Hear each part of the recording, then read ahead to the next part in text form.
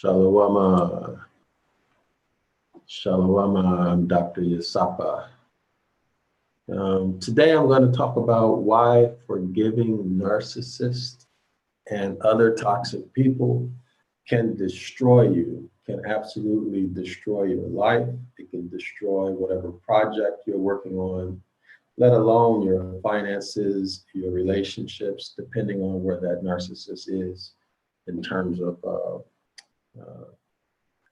if the narcissist is husband, boyfriend, wife. What's going on with this? Oh, hold on, y'all. Hold on. What's going on? Let's go! Lesbians on demand. Ultimate. Hold on, y'all. Let me figure this out. Okay. Anyway, yeah, so I'm going to talk about why a narcissist can destroy your life. And of course, I'm going to talk about it from my own point of view, my own experience in life.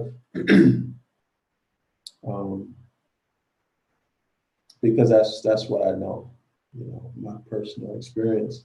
So in my own experience, I dealt with narcissists in my family, like when I was a little boy, right, growing up. And excuse me, parents, uncles and aunts. By the way, the background image, the biblical Phoenician Hebrew, this is the Ibriat, the original biblical Hebrew language that our ancestors spoke.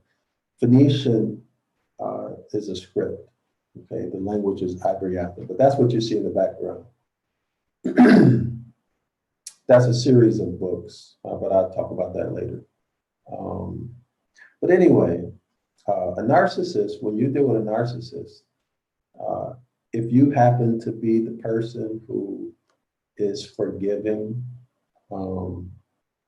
empathetic person, meaning you understand how people feel, you understand the mistakes that they've made, you understand why they've done certain things, even though those things have been really bad, even terrible, but you forgive them, right? In my case, I grew up, I picked a religion when I was about 16 or 17 years old, and I devoted myself to that religion, and it was a Christian religion, right?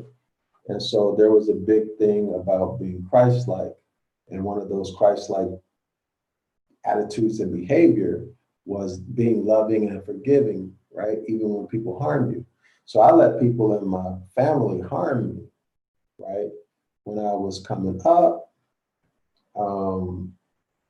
And it's funny because when you come up in a narcissistic family structure, you don't realize that it's toxic. When you feel terrible about it, right? I mean, you don't feel right, but you think that's normal. And so that was a case with what happened to me. And and then when you put on top of that, the toxicity of being always loving, always forgiving, right? Because what that does, I didn't learn this until decades later, is that it makes you an easy target. People don't appreciate the loving, forgiving, empathetic person. At least a narcissist, let me rephrase that. A narcissist does not appreciate you if you're being loving, forgiving, and empathetic. They do not appreciate you. They see you as an easy victim. And a narcissist is always looking for a victim, a new victim, or to maintain a victim, okay? Because that's what they need. And that's a different discussion about that from the narcissist's point of view, why they do what they do. But from a healthy personality or a person who's healthy, right? When you forgive, even a toxic person, so there's lots of toxic personalities that, I mean, for example, you can have a borderline personality disorder person, a bipolar disorder person, schizophrenia. There's so many different personality disorders. But you could also have just toxic people, right? And toxic people will use you and take advantage of you when you're forgiving and empathetic. So in my own case, well, there are certain people I don't want to talk about because they're still alive, right? And so I won't say names and get too specific. But I had relationships with women, like romantic relationships, and was overly forgiving because I was always like faithful to my religion. So overly forgiving, overly understanding, always willing to forgive no matter what. And I really paid a high cost in those relationships for that. And looking back, I was so stupid, right?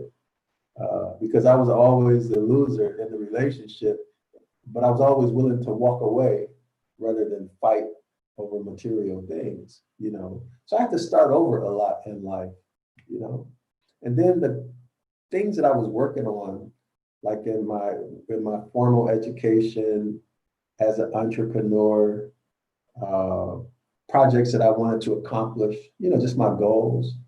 One of the things that I found is that a narcissist, both a blood-related narcissist and let's say a mate, when they find out about your goal, these people will stop at nothing to destroy you or to make you fail. For example, they might slander you, right? Go on a smear campaign, destroy your reputation, right? Then I did a video before a couple of weeks ago or several weeks ago on flying monkeys, right? So if you want to know more about that, watch that video on flying monkeys to see how narcissists will recruit people, right? And by slandering you, by running your name in the ground. And they get these people to turn on you, right? I experienced that a lot in my family, amongst my siblings, blood relatives, with mates that I had, even as far as trying to force me to flunk out of school. So literally flunk out of school. Somebody I was involved with tried to do that to me. Try to destroy my business and all kinds of stuff. I've had, that's a problem when a child grows up in a narcissistic family structure. And what that means is either the one or both of the parents are a narcissist, right? And in my case, I was a child who I saw things as they were. I give you an example. When I was in fourth grade, we had I never forget this, the teacher's name was Mrs. Schwartz, and we had a class discussion about the Constitution, right? We had a class discussion about the Constitution. And she told us that the slaves were Black, and they were counted as only, I think it was 3/5 of a person, I forgot. They were counted as 3/5 of the person. So I remember specifically saying, wait a minute, that's not true. I said this to her, wait a minute, that's not true. I'm a whole person. I'm not part of a person, right? And I remember the look on her face. She was she appeared to be a hybrid European, okay? So she would classify herself as white. That's what I'm trying to say. But she looked really shocked that I said that. But so I always had, I could see people, right, for who they were or who they are. I could see behind the BS or behind the veil. And I was talented. I'm not boasting, I'm just talking about my life story, okay? I was good at like making things and drawing. I had good concentration, hand-eye coordination for a child. So anyway, a narcissist parent will become intimidated by anybody, a child or an adult, who they realize sees through their narcissistic BS, right? So now you become a target because that person feels threatened and wants to protect the superficial image that they project on other people. Like they're so nice, they're so sweet, they're the best at everything, they're the most loving, da da da. BS, BS, BS, BS, BS, right? So that was the case in my family. So a narcissist parent, uncle, aunt, whatever, uh, um, will recruit other people in the family to dislike you, right? By talking trash about you. Even your friends and your husband, your wife, your girlfriend, they'll do it. You know, that's just the way it is. And so in a lot of these families, they have trauma bonding, like they hurt each other, right? They do things that hurt, constantly hurting each other, but then they come back together and they think that's love, right? So if you're fortunate enough, like I was, to realize at an early age, hey, wait a minute, I don't want to deal with these people, right? Trauma, trauma, trauma, trauma. I could tell you our stories, but you know, I guess, I don't know, I guess for some reason I was able to get out of that. So I stopped dealing with my siblings when I was very young, you know. But the point I'm trying to make is that when you experience that, when a child experiences or comes out of a narcissistic family, they don't have they don't know what normal is. They think the abuse, the trauma is normal. And so they'll usually meet somebody who traumatizes them, right? And you throw on top of that religion, where the religion is saying you have to be forgiving, loving, because you have to be Christ-like if you want to get into the kingdom, right? Get into the kingdom, be forgiving, and all of this other nonsense. And the reason why I say nonsense is because I know from my own life experience, this whole idea about loving people, being forgiving, always being ready to forgive, that does not work. It sounds good on paper, but in practice, it does not work, and you will be the loser in life. I know that for a fact. Not only from my own experience, but from other people who I saw involved in the same religion who are trying to do the same thing as me. They're always being traumatized, right? Always being victimized. And so you make yourself an easy target, and you're always going to be unhappy, right? Always going to be unhappy, especially if people see you as being like a pious person or a priest-like person, you know, somebody who's always willing to forgive, easy target. And some people might hate you because of that, because they admire that quality. They wish they had it, but they don't, right? So when you come around, they might feel like you're upstaging them in terms of who's good or how good you are and all of this other nonsense.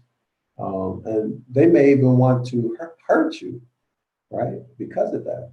And so they do things behind your back to destroy you. Even things that don't matter, the things that you just can't even believe that people would even be concerned about, right? But they do whatever they can to destroy your reputation, destroy your relationship, make you fail, right? Even get you locked up, okay? And a narcissist person is usually a person who's very manipulative, usually will do things behind your back and try to be the puppet master, right? Hide what they're doing. If most narcissists, well, not most, narcissists are cowards. They never want to be exposed. Whatever they're going to do it behind your back, and they're going to recruit other people. These are their flying monkeys. They're going to recruit other people to do their dirty work for them, right? So while they maintain the pure, clean image, right? This is what they do. So anyway, so I experienced relationships, romantic relationships with women who were narcissists. And it cost me a lot because I was always forgiving, right? So I had to start over a lot. But I can say one of the advantages that it did give me is I learned how to become resilient. Like right now, I'm a very resilient person. And I don't know if that's something you're born with or if that's something you learn or a combination of both.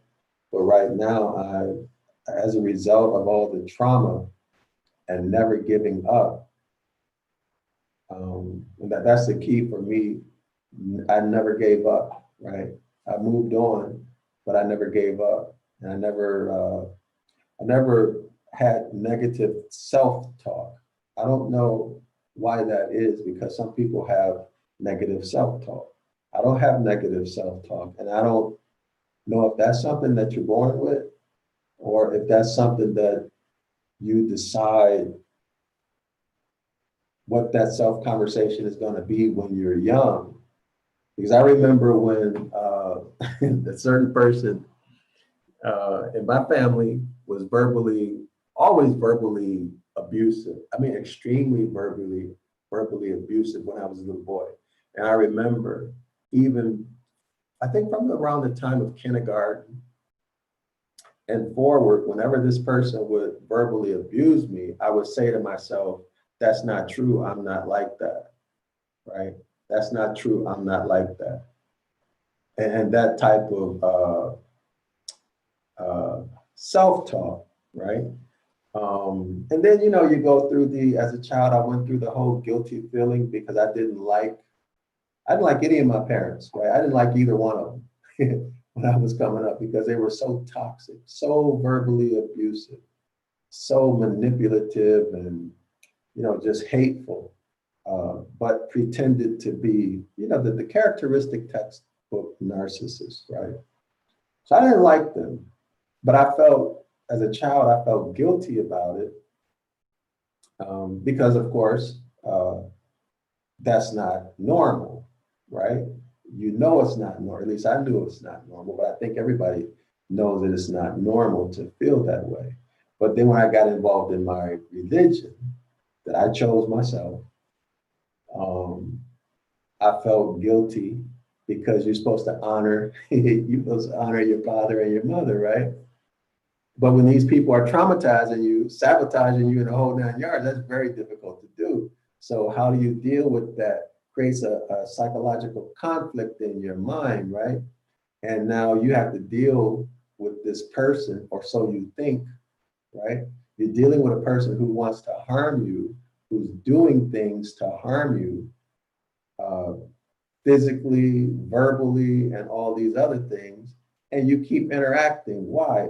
In my case, because of the religion, right? So religion is so toxic. It is so toxic. And this doctrine about love and forgiveness, that is extremely toxic, right? That is extremely toxic. I just can't say it enough. In my life, I found that does not work, right? That always leads to self-destruction. Why do I say self-destruction? It leads to self-destruction because it's you, or it was me, who chose to keep engaging, who chose to try to overlook the obvious, right?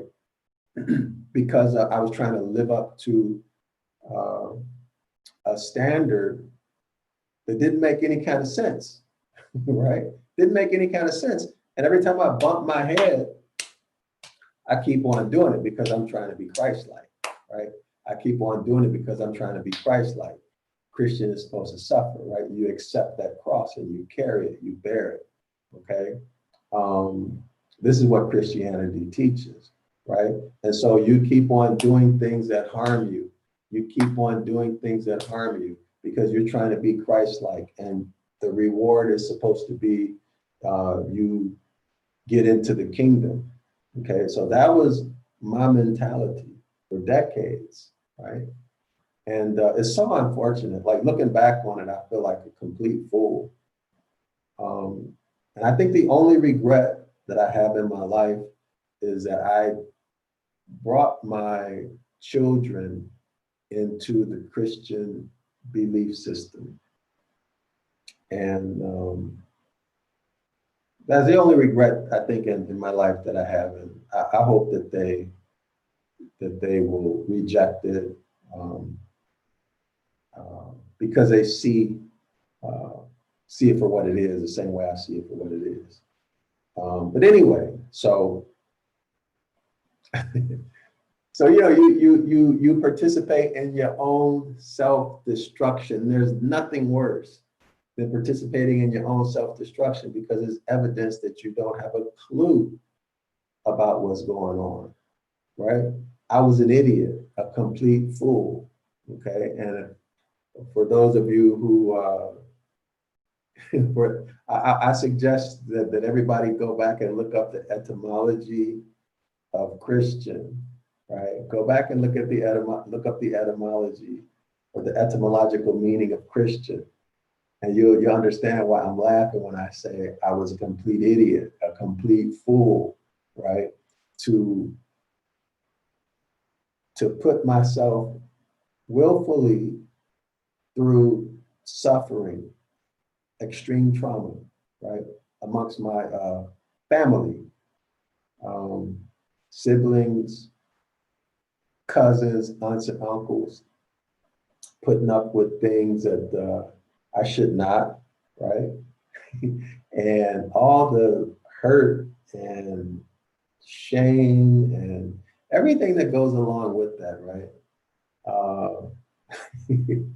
But then, moving forward in my life, dealing with work relationships, I remember being in, I don't want to talk about dealing with hybrids, because most of them are narcissistic anyway. And that's an interesting point. When you look at the way the European hybrids treat melanated people, there's a narcissistic relationship there. Check it out for yourself. There's a narcissistic relationship there. But anyway, let's talk about the hospital, right? So when I'm working, training in the hospital overseas in Asia, people think, of course, these hybrid Europeans have destroyed our reputation, right? Everybody, sometimes people think I'm from India, right? But other times, if they think I'm a Black American, right?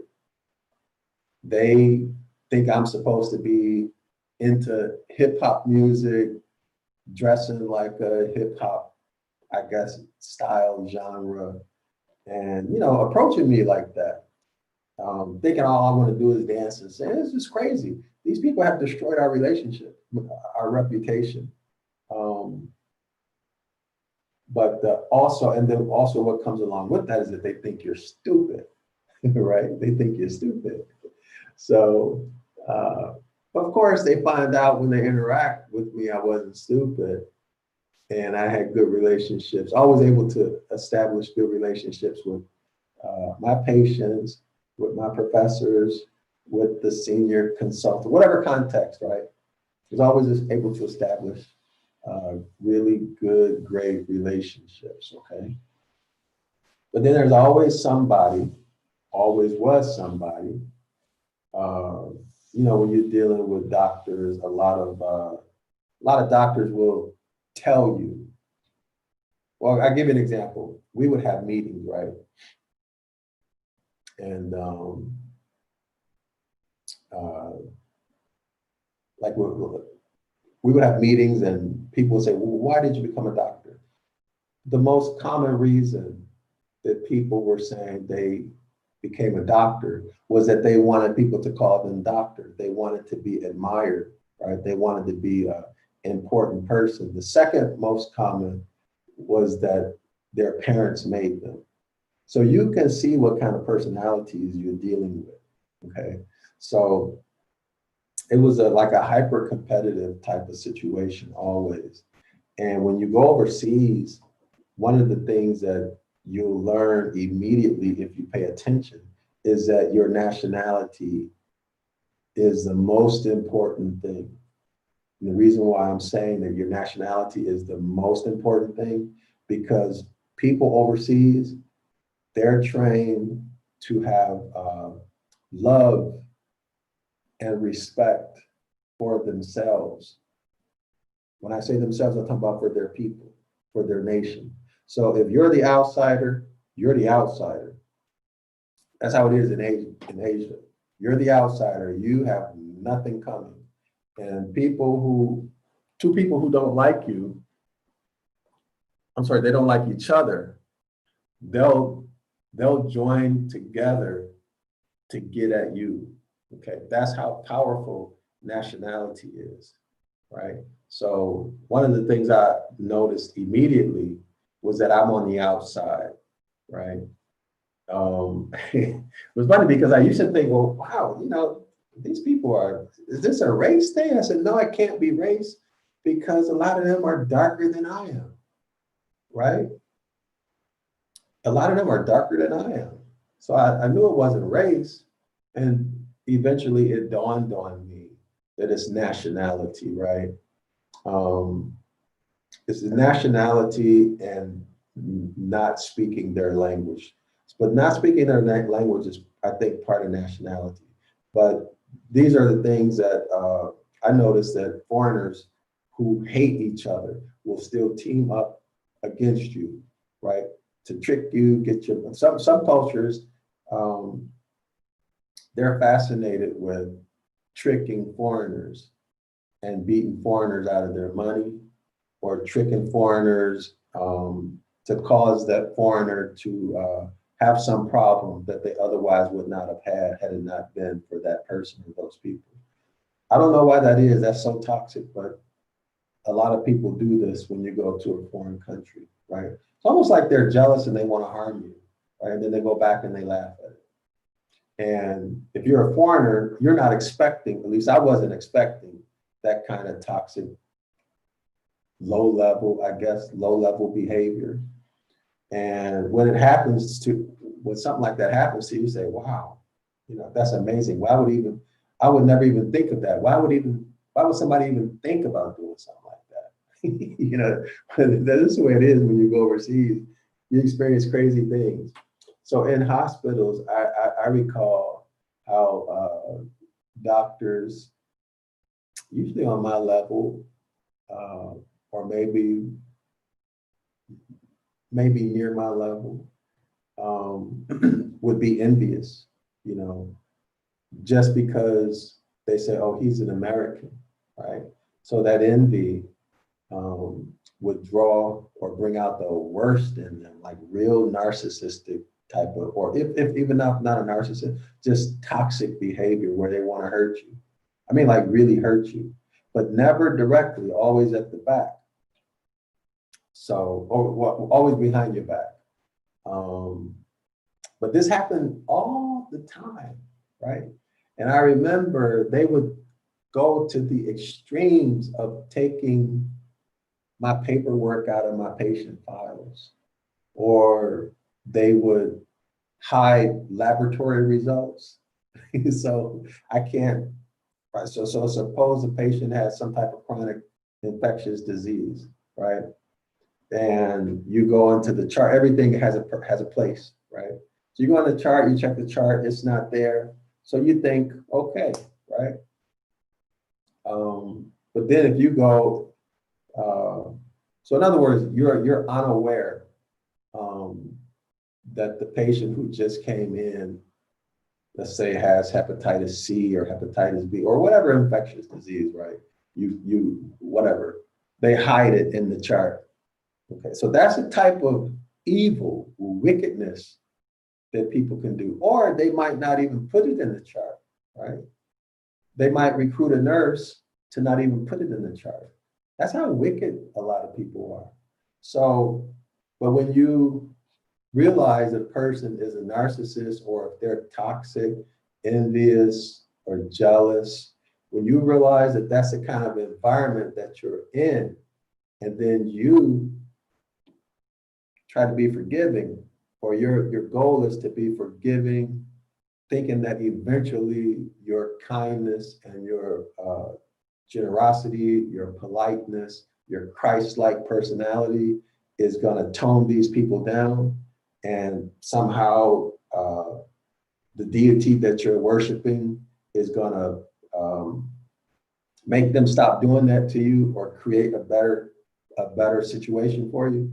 It ain't gonna happen. And if it does happen, that's the rare case, right? The people will do you worse and worse and worse.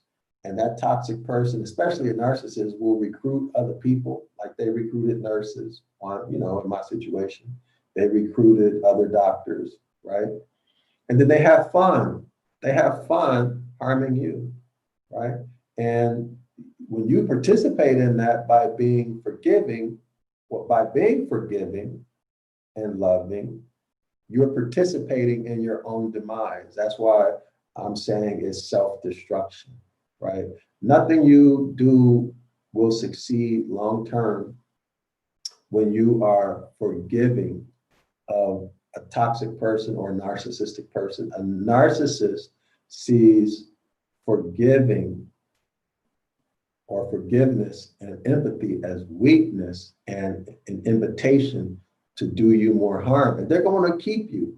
They're going to want to keep you in their life so that they can keep damaging you, so they can keep harming you, right? The only time they're going to let you go out of their life is when they feel like there's nothing else you can do for them. And then they will just drop you like a hot potato. So you're going to lose either way, right? So you may as well maintain, as I learned, maintain your self-respect. And when you see someone does something to you that's cruel or that harms you, let that be the last time they have an opportunity to do it. Because when they see that you will not forgive them and that the relationship is now over, then they'll be afraid or they'll just leave you alone because you're not an easy target, right? Nobody likes to get punched back, right? Somebody punch you, you punch them back. Well, now that's a whole different story than if they punch you and you sit there and turn the other cheek, right? They might punch you again. So anyway, that's my experience with how narcissists and toxic people, when you forgive them, you're only participating in your own demise. You're self-destructing, right? So I experienced that in my relationships with my siblings. I experienced that in romantic relationships. I experienced that with work. The most common problem in the end is having to start over or having your reputation ruined, right? And then now you have to start over and your reputation has been damaged. So that means your restart, right? Your spring back is going to be more difficult because your reputation has been damaged, right? So now I made my life more difficult, okay? But fortunately for me, I'm resilient, right? And I've developed that capacity of resilience, I think to an extreme degree, right? And I'm kind of like happy. That's part of me that I really, really like, right? So okay, so I'm going to end it out. I guess I'm rambling on right now. So be resilient. And when somebody does you dirty, somebody harms you, let me rephrase that. I'm not telling you what to do. Somebody harms me, I'm not forgiving you. Okay, you harm me, that's it. Now, if I have to work with you, I work with you, but we're gonna work together. There's gonna be a clear boundary of how we interact. But the whole friendship thing, that's no more, right? You harm me once and then that's it. I'm not forgiving you. I'm not showing no empathy for you. Now, in a healthy relationship or with a healthy person, that's a different story. If a person is healthy, I'm talking about in the mind, right? They're not a narcissist. They're not toxic. Nobody's perfect. People can harm each other and they're not doing it on purpose, right? So in that type of situation, of course, I'll forgive the person, okay? But I'm only going to do that once, okay? Because I learned my lessons. I wish I would have learned this a long time ago, but like when I was in my 20s. But on the other hand, maybe my life would have went in a different direction. So, but I'm happy with it now, and it's great. And anyway, so I hope hope this video benefits you, gets you to think about your interactions or your relationship with specific people, especially siblings, brothers, sisters, parents, mother, father, uncles and aunts and cousins. I hope this will cause you to think about your relationships with them, and with each one, make a determination if that relationship has harmed you, right? Even if it goes back to when you were a child, is there a pattern, or has that relationship mostly been harmful for you from beginning, as far back as you can remember until now? Does everything, here's a good measure. Does everything you do with that person turns up negative, or whenever that person knows about your plans, does it always go bad? Or is there always some type of crazy stuff that happens with this person that, you're always losing, or something always negative happening associated with that person? If that's the case, that's probably a person, not probably, that's definitely a person that I would get out of my life, okay? That's how I look at things.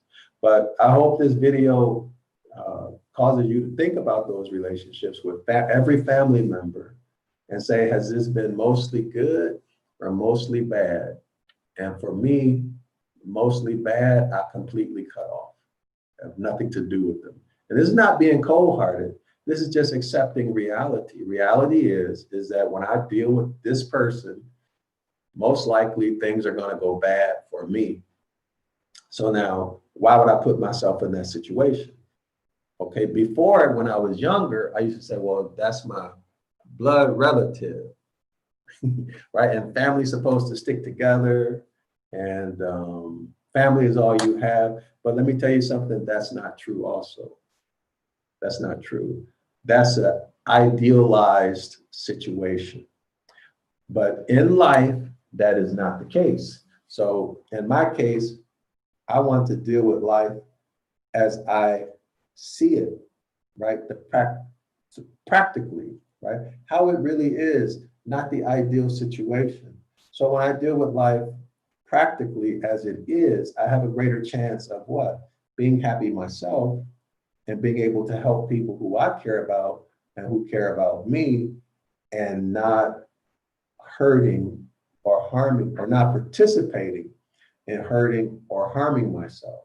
And that's just, there's another one, right? You're supposed to, let's say with parents, right?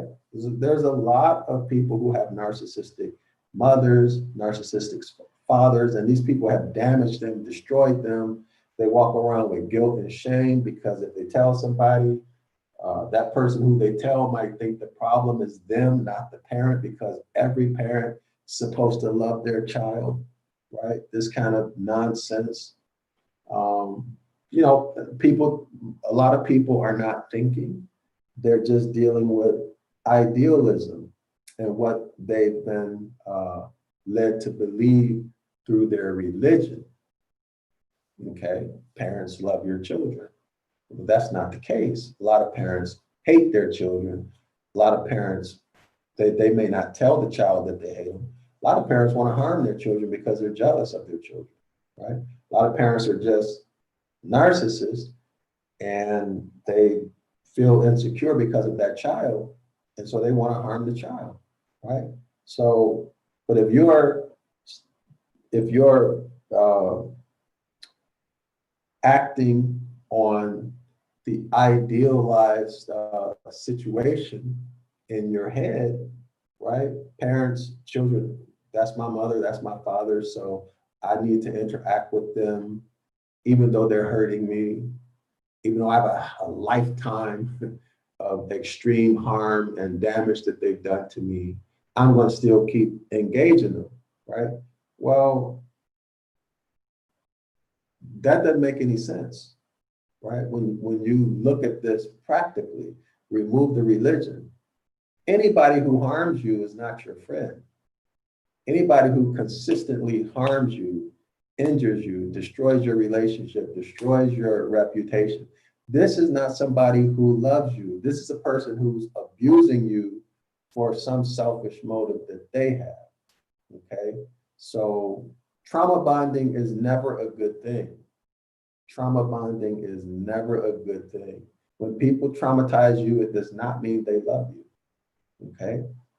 Even though that's what you've been taught, or many of you were taught that when someone traumatizes you, that's what love is, right? You may not even be aware of it, okay? But I guarantee you, if you look at the relationships you've been in and how people have harmed you, okay, and you have a pattern of going for a certain type of man or a woman, and the relationship always turns out to be same relationship, but a different person, okay? Well, that means you're trauma bonding, right? Y'all came together based upon the unconscious, need to traumatize each other and to be traumatized, right? Now, that's just the way it is, okay? Accept it or not. So if you want to keep interacting with the parent, uncle, aunt, cousin, sibling, son, daughter, who's traumatizing you, has a history of traumatizing you, and you're only going through it because of these idealized conceptions of the way these relationships are supposed to be, well, you're participating in your own self-destruction. So now you know, and I hope that that you can take positive corrective action to free yourself from that injury, from that source of injury, so that you can return to the Most High, right? When you return to the Most High, and by the way, when you are being traumatized, it's difficult to return to the Most High, right? You remove yourself, now it takes courage, right? And strength to end those relationships. But on the other hand, if you have a strong desire to survive and be happy, then it becomes very easy. Once you get to the point where you say, I'm not taking this no more, it's easy to end those relationships and not go back. Very easy, right? A dog, well, never mind. But anyway, coming back and returning to the Most High becomes more easy when you don't have to deal with constant trauma, constant worry. For example, trauma in your house, trauma on, maybe your boss is a narcissist, trauma dealing with your boss. There's ways you can neutralize narcissists, right? If you're able to detach yourself so that what they do and what they say doesn't harm you, right? They're just like water off of a duck's back, you know. But anyway, return to the Most High, change your paradigm by focusing on the blessings. Stop thinking about the curses, stop focusing on the curses, focus on the blessings. In other words, focus on being abundant and wealthy now in this lifetime and returning to our land. So shift your mind, okay? Shift your mind to being wealthy, okay? And forget about these curses. No need to even think about them. Focus now on the blessings. All right, so that's it with this live stream. Shalom, I'm Dr. Yasapwa with Zion Law School. The book that you see in the background, Biblical Phoenician Hebrew. It's a word for word examination and evaluation of every word in Deuteronomy chapter 28. I recently finished the blessings class, which was Deuteronomy 28, verse 1 through 14. And now I'm on the curses class, part 1. Okay, so that's Deuteronomy 15 through 29. And I should have this book finished within the next 5 to 10 days. So actually all of the word for word breakdown, stuff like that, that's all finished. So I'm putting in the book some information on critical thinking, reading comprehension, and etymology. So I'm writing those sections up. And then once I edit it, the book will be available for sale. But so that's volume 3. So the Deuteronomy chapter 28 book series is going to be about 5 or 6 volumes. This book looks like it's going to be about 200 and maybe 199 to 203 pages. I'm trying to keep it within that, hopefully 199 pages. But anyway, it'll be available. So this is a 6 volume series. Okay, Deuteronomy chapter 28 discusses the grammar, the part of speech. So the grammar of every word, part of speech of every word, the etymology of every word. When you come to class, you're going to learn a tremendous amount. You get 4 free classes. So come now, because eventually I'm going to chop it down to 3 classes, and then 3 free, and then eventually to 2 free. Really, by the time you go through 1 class, you see what the class is about. So I could really chop it down to 1. The reason why I'm giving 4 is because I want to give you an overabundance. I want to give more than what I'm receiving. I'm not getting anything. You get 4 classes. It's just a lot of hours, a lot of information. You're going to have to think in ways that you have not done. I'm very thorough and meticulous. So there's a discipline to what I do, and it requires academic discipline, right? Academic discipline, the willingness to go through every word meticulously, to go through every document meticulously, to do, see, success, high achievement, the best of the best are willing to do what other people are not willing to do. So when you come to Zion Law School, any of my classes, I'm doing what other people are not willing to do, okay? This is what success is. It is the discipline to do what other people are not willing to do and find pleasure and enjoyment in doing it. So now what do I mean by that? When you come to class, I'm going to go through everything, okay? I'm going to go through everything. This is new to a lot of people, but I'm going to catch you up, right? I'm going to get you caught up. You're going to understand exactly what we're going through.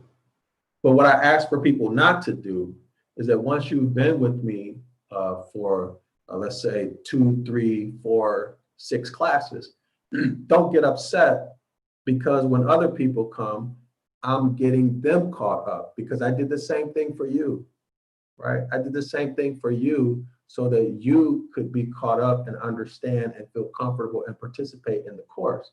Don't be mad, right? Because you want the course to move forward and I'm getting other people caught up because you also need that review. And I know you need a review. This is everybody. Everybody comes in, needs the same review. So when I get other people caught up, the people who have been in the course for a long time, it's a review session for you.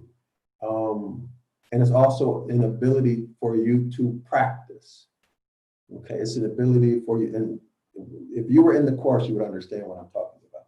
It's an opportunity for you to practice, okay, and present. So when you come to class, new people, new observers, and I get you caught up, just keep that in mind.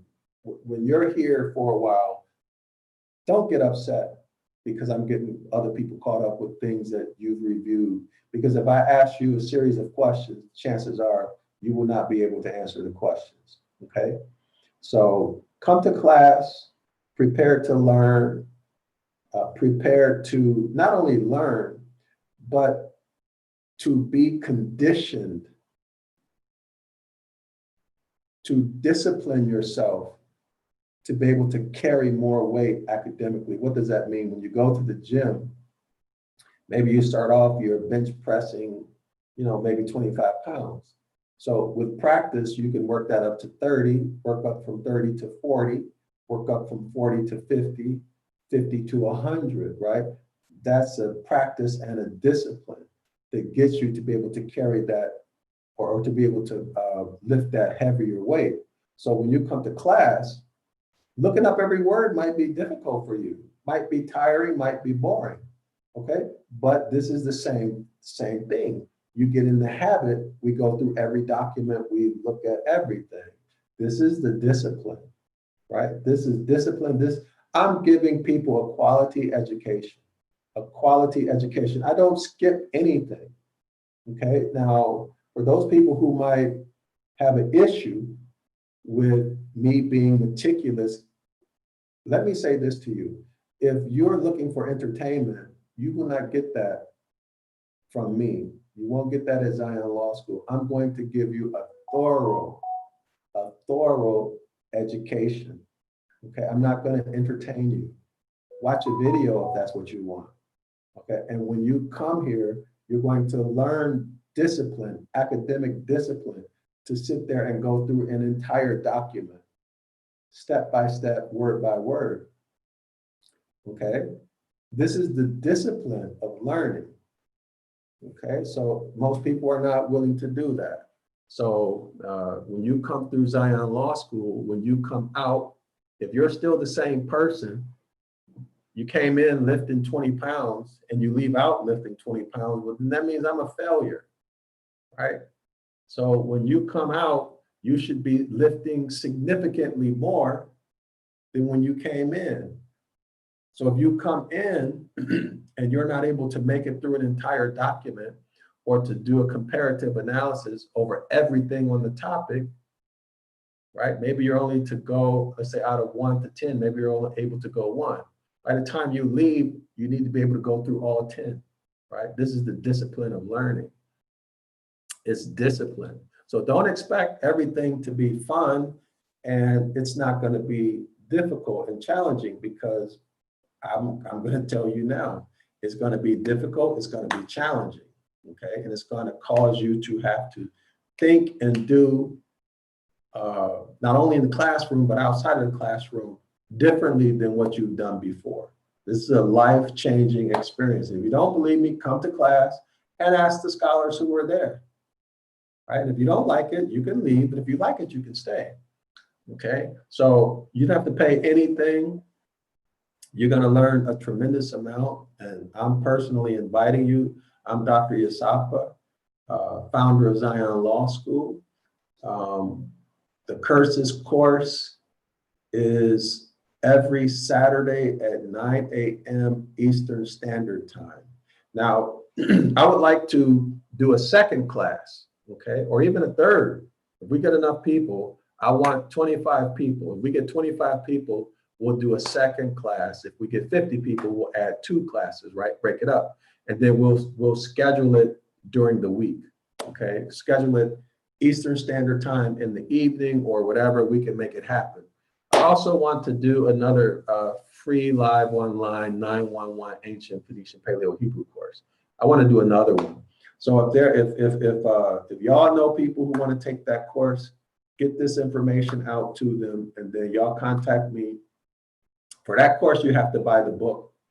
The international edition is, you get that on Amazon, and not the color. Don't buy the color. You have to buy the international edition.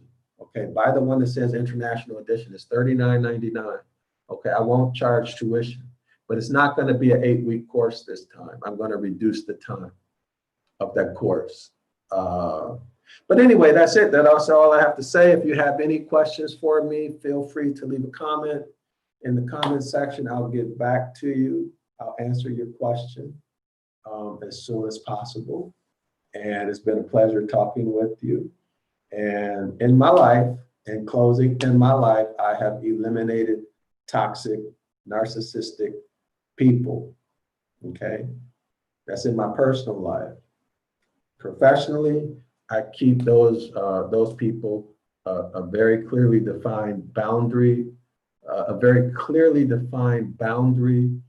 around me, so they can only get so far or so close. Okay, and I suggest you do the same.